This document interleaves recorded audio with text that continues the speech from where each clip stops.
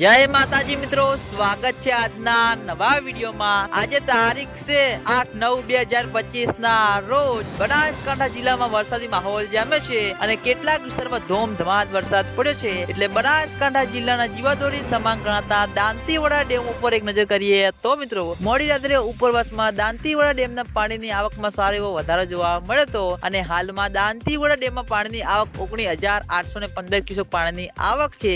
દાંતીવાડા ડેમની સપાટી 594 ફૂટે પહોંચી ગઈ છે। દાંતીવાડા ડેમની ભયાનક સપાટી 604 ફૂટ છે।